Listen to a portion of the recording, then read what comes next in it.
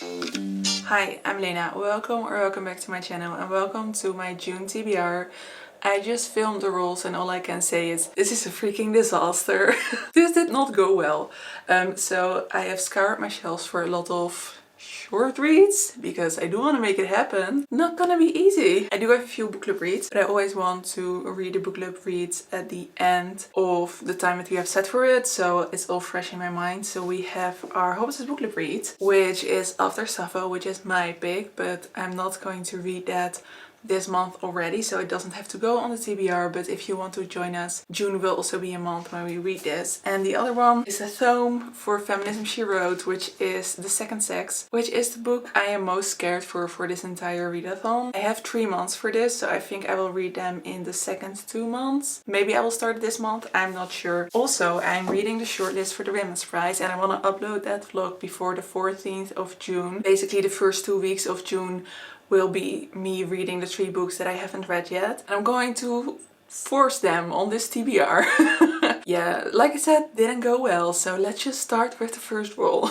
This is where we landed last time, so yes. Let's do the first roll. It's a 2. 1, 2. Of course we get a +1. Why not, right? Another 2, 1, 2, which is historical fiction. So the first roll was historical fiction, and I'm going to put Black Butterflies by Priscilla Morris on here because it is on the shortlist for the Women's Prize. It is set in the 90s, so I find that historical fiction enough, and it is about the wars that were in the previous Yugoslavia. This is set in Sarajevo in the spring in 1992. It's about a woman who moves part of her family to England and tries to fix things where she is. Don't know too much about it. Heard a lot of mixed reviews on this one, but the setting does really interest me. So we'll see. Right, roll number 2. It's a 4.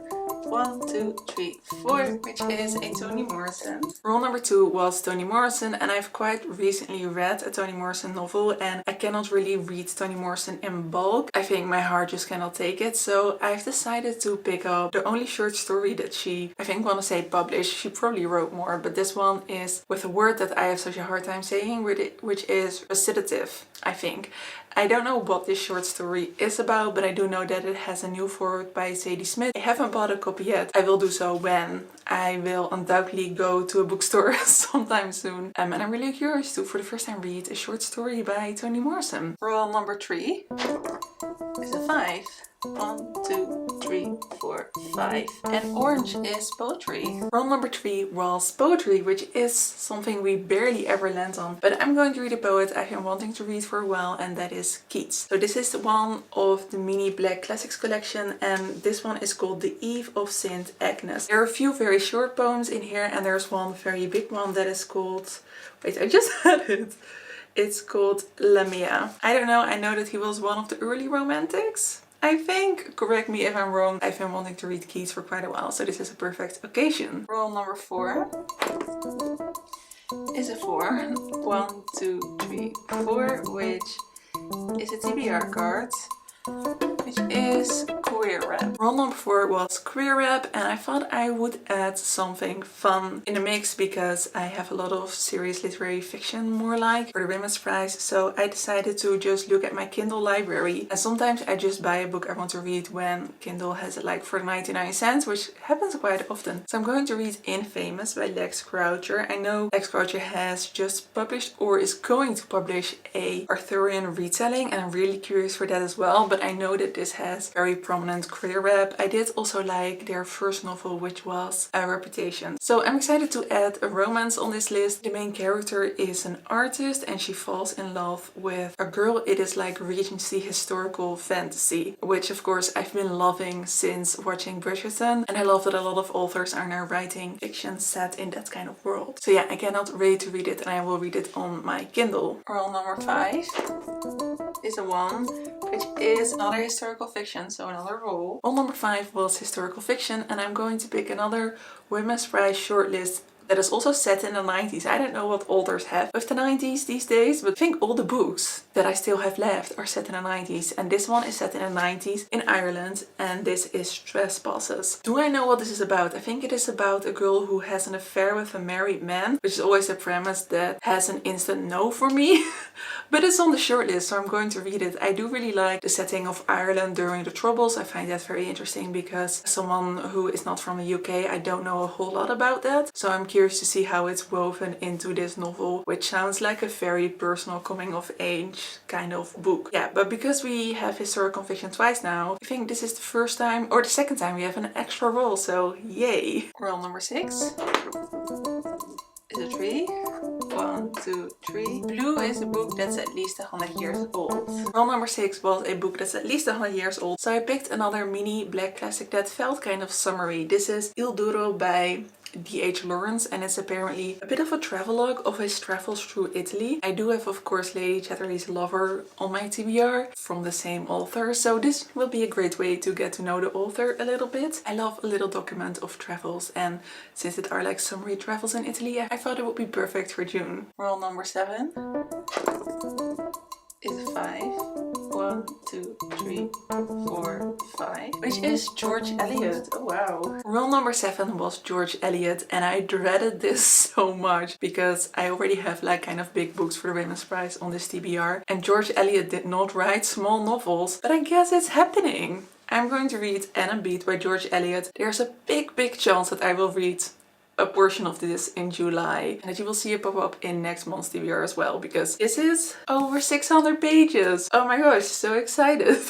No, I am excited to read this. I just kind of hadn't planned to read it in June. But Anne and Beat is about a carpenter who is in love with the beautiful Hetty Sorrel. But unbeknownst to him, he has a rival in the local squire's son, Arthur. The relationship is to have tragic consequences that reach far beyond the couples themselves, touching not just Anne and Beat but many others. A tale of seduction, betrayal, love and deception. The plot of Anne and Beat has the quality of an English folk song. Okay, this sounds really good. It kind of reminds me of Far From Men in Crowd. The different love interests and the difference in stations of the love interest, which I really did love in Far From Men in Crowd. So I hope I enjoy it in this one as well. I've heard mixed things about Anne and Beat, but I'm gonna find an audiobook and we're doing this.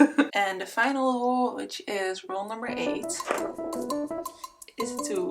1, 2. Oh, that's not the final roll, because this is the second time we landed on a book that's at least 100 years old. Roll number 8, because we got that far, is a classic that's at least 100 years old, and I thought let's just add another favorite author, and that is E.M. Forster. I have Where Angels Fear to Tread, which is at least 100 years old because it is 1905. E.M. Forster wrote this in his 20s. I've seen the quality being debated for a bit, but I love E.M. Forster and I would like to read all of his works at some point, so we're just going to continue with Where Angels Fear to Tread. It says it's a witty comedy of manners that is tinged with tragedy. It tells the story of Lydia Harrington, who proves to be an embarrassment to her late husband's family, as in the small Tuscan town of Montenario.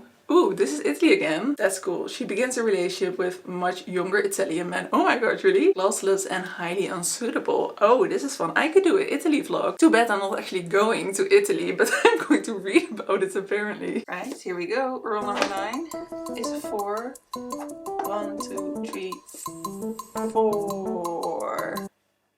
Oh my god. 1, 2, 3, 4. Oh my god. Okay, TBR card. Elements on the cover. Roll number 9 was a TBR card that has elements on the cover, and I was looking kind of at Women's Prize again, and the US cover of Damon Copperhead has water on the bottom and waves, so I'm going to pick Damon Copperhead. This is a retelling of David Copperfield, which I haven't read, but in the description it says you don't have to, so I'm not going to. I guess you could. This is a retelling of David Copperfield where we follow a young boy. It's kind of a coming of age from rough poverty circumstances towards his adulthood. I think this is again set in the 90s, what I remember from reading the back. I'm going to listen to the audiobook because it's recommended to me a lot to listen to the audiobook because we have certain local dialects which are very well done in the audiobook apparently. I'm actually really excited for this one because I've heard nothing but amazing things about it. Fingers crossed I will feel the same. So I have now all the unread books from the women's shortlist on this TBR. I did it. It's amazing, but we still have one more roll to go. Okay, let this be the final roll. 1, 2, 3, 4, 5. Alright, this TBR card.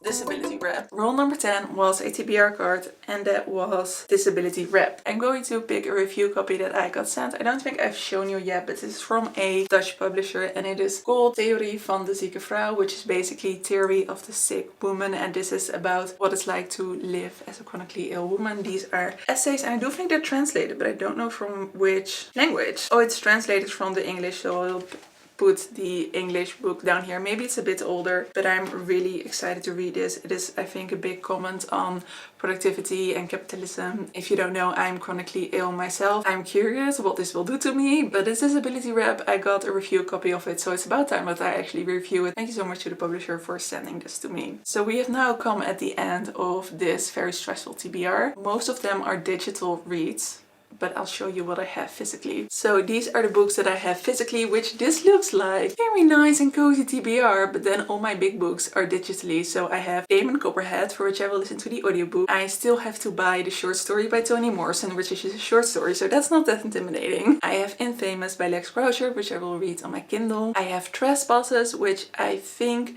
there is a digital version on script that I will read as an ebook, but maybe I will just get an Audible credit and listen to the audiobook. So that concludes my June TBR. Let's see if I can do it. I've added a lot of short reads, which maybe I will do a little weekend vlog where I read on my short reads. I do like to do a little bit of binge reading. If you've read any of these books, then please let me know what you thought of them. For now, I hope that you have a lovely day or evening, and I hope to see you in another video. Doei!